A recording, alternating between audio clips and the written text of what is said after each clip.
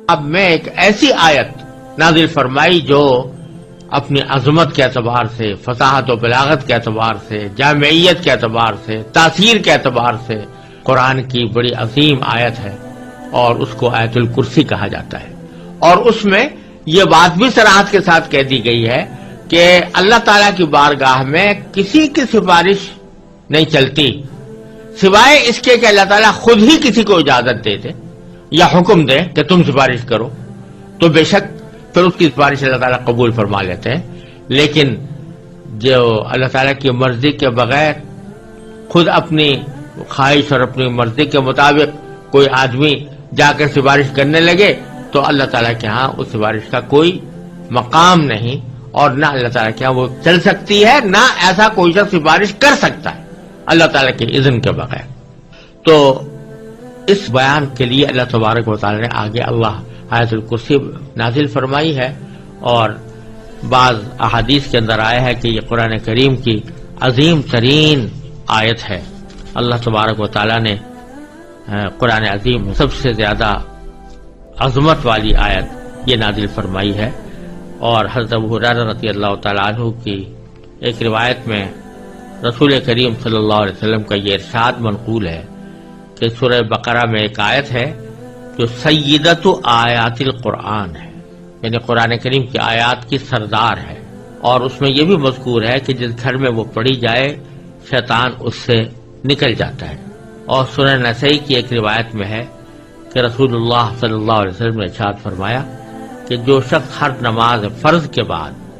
آیت الکرسی پڑھا کرے تو اس کو جنت میں داخل ہونے کے لیے موت کے سوا کوئی چیز مانع نہیں ہوگی، یعنی موت کے بعد فوراً وہ جنت کے آثار اور راحت و آرام کا مشاہدہ کرنے لگے۔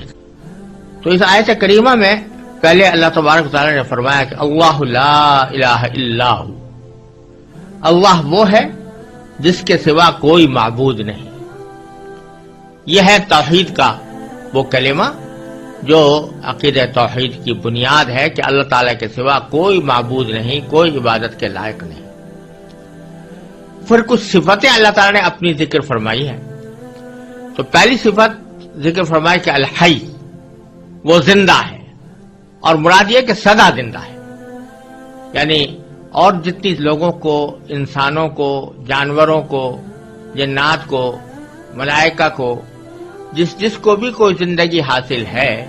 وہ زندگی ہمیشہ کے لیے نہیں ہے، ایک نہ ایک وقت اس کو موت آنی ہے، اور کوئی مخلوق ایسی نہیں ہے جس کو کسی نہ کسی وقت موت نہ آنی ہو۔ لیکن اللہ تبارک و تعالیٰ کی ذات ایسی ہے جو ازل سے ہمیشہ سے زندہ ہے اور ہمیشہ زندہ رہے گی۔ تو حی کی صفت یعنی زندگی کی صفت سب سے زیادہ واضح اور صحیح معنی میں زندگی کا مظہر وہ اللہ تبارک و تعالیٰ کی ذات اقدس ہے، اور اس کے سوا کوئی بھی حقیقت میں سدا زندہ کہلانے کے لائق نہیں۔ دوسری صفت جو ذکر فرمائی وہ القیوم۔ القیوم کا ترجمہ ہم نے کیا کہ جو کائنات کو سنبھالے ہوئے ہے، اور اصل میں یہ لفظ جو ہے یہ نکلا ہے قیام سے، اور قائم کہتے ہیں کھڑے ہونے والے کو،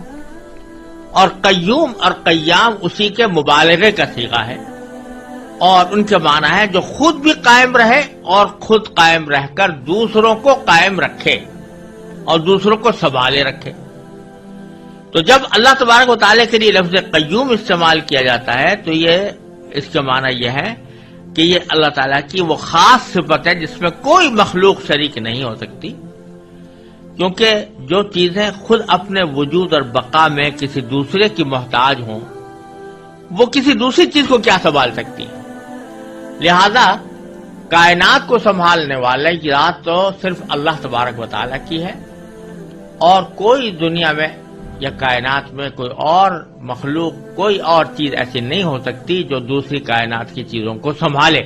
وہ تو خود اپنے آپ کو سنبھالنے کے لیے محتاج ہے، اللہ تعالیٰ کے حکم کی محتاج ہے، لہذا کوئی دوسری ذات قیوم نہیں ہو سکتی۔ اور یہی وجہ ہے کہ چونکہ یہ اللہ تبارک و تعالیٰ کی مخصوص صفت ہے جو کسی اور کے لیے استعمال نہیں ہو سکتی، اس لیے کسی انسان کو قیوم کہنا جائز نہیں، یہ جو ہمارے ہاں رواج چل پڑا ہے کہ جن لوگوں کا نام عبد القیوم ہوتا ہے ان کو عبد القیوم کے بجائے بگاڑ کے صرف قیوم بولتے ہیں، ایسا کہنا گناہ ہے،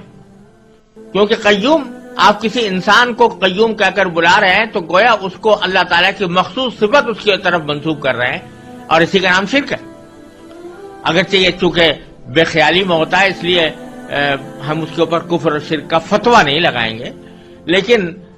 اس طرح کرنا جو شرک کی علامت ہے، ایسا کوئی عمل کرنا جو شرک کا مظہر ہو، یہ کسی طرح بھی جائز نہیں ہے۔ ہمارے ہاں جو رواج پڑ گیا ہے عبد القیوم کو قیوم کہہ کر بلانے کا، عبد الرحمن کو رحمان کہہ کر بلانے کا، عبد الرزاق کو رزاق کہہ کر بلانے کا، یہ بہت ہی غلط طریقہ ہے اور اس میں اللہ بچائے شرک کا اندیشہ ہے، لہذا اس سے ہمیشہ پرہیز کرنا چاہیے۔ پھر اللہ تعالیٰ نے فرمایا کہ لا تاخذہ سنۃ ولا نوم، اللہ تبارک و تعالیٰ کو نہ کبھی اونگ لگتی ہے اور نہ نیند، یعنی کہا یہ جا رہا ہے کہ زندہ تو ہے لیکن تم اپنی طرح کی زندگی پر قیاس نہ کرنا کہ جیسی تمہاری زندگی ہے، کہ اس زندگی میں تم محتاج ہو اس بات کے کہ کبھی نہ کبھی تمہارے اوپر موت جیسی نیند طاری ہو، اگر وہ نیند نہ آئے تو تم پریشان ہو جاتے ہو اور تم تھک جاتے ہو، لیکن اللہ تبارک و تعالی ان تمام چیزوں سے بے نیاز ہے، نہ اس کو اونگ لگتی ہے۔ سنہ کہتے ہیں ابتدائی نیند کا جو ابتدائی حصہ ہوتا ہے جس کو اردو میں اونگ سے تعبیر کر سکتے ہیں، اس کو سنہ کہا جاتا ہے، اور نوم باقاعدہ پوری نیند کو کہتے ہیں۔ تو اللہ تعالیٰ کو نہ اونگ لگتی ہے اور نہ نیند۔ پھر فرمایا کہ لہو ما فی السماوات و ما فی الارض، اسی کے لیے ہے جو کچھ ہے آسمانوں میں اور جو کچھ ہے زمین میں، یعنی زمین و آسمان کے درمیان جتنی چیزیں ہیں، زمین و آسمان کے اندر جتنی چیزیں ہیں، وہ ساری کی ساری اللہ تعالیٰ کی ملکیت ہیں،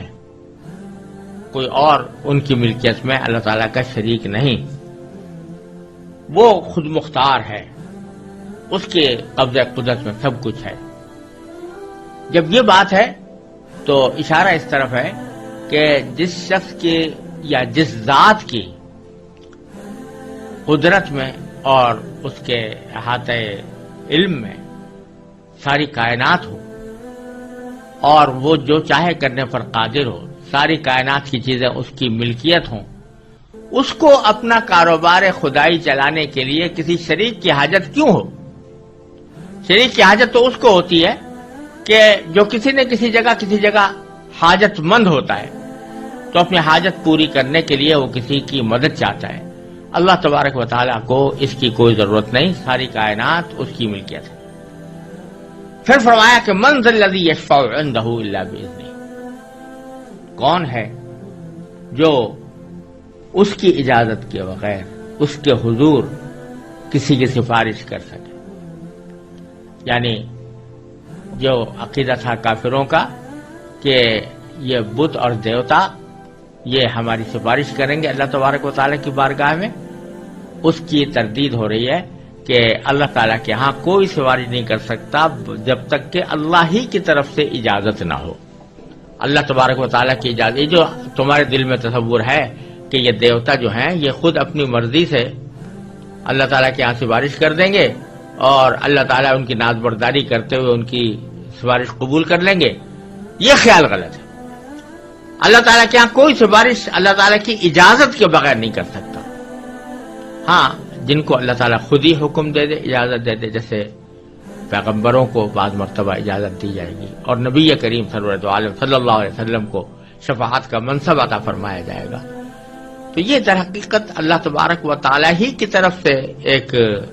انداز کرم ہے اپنے بندوں کے اوپر، کہ اس انداز کرم کے تحت اللہ تبارک و تعالیٰ نے کسی کو بندوں کی سفارش کی اجازت عطا فرماتی،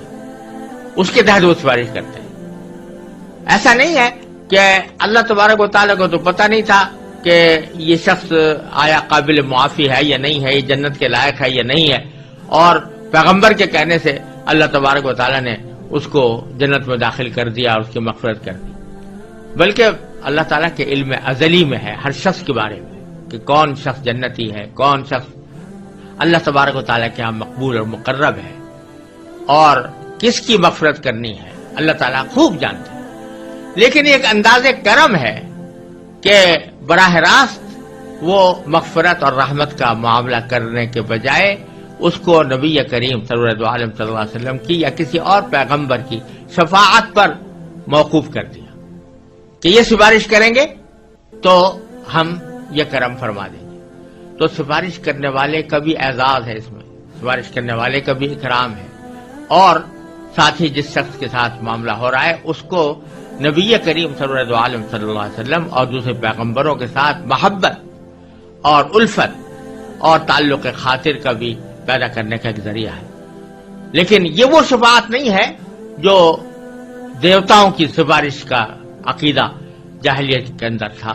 کہ یہ لوگ اللہ کی مرضی کے برالرغم بھی سفارش کر دیں گے اور وہ سفارش اللہ کے ہاں مقبول ہوگی. تو فرماتے ہیں کہ کون ہے جو اللہ تعالیٰ کے ہاں حضور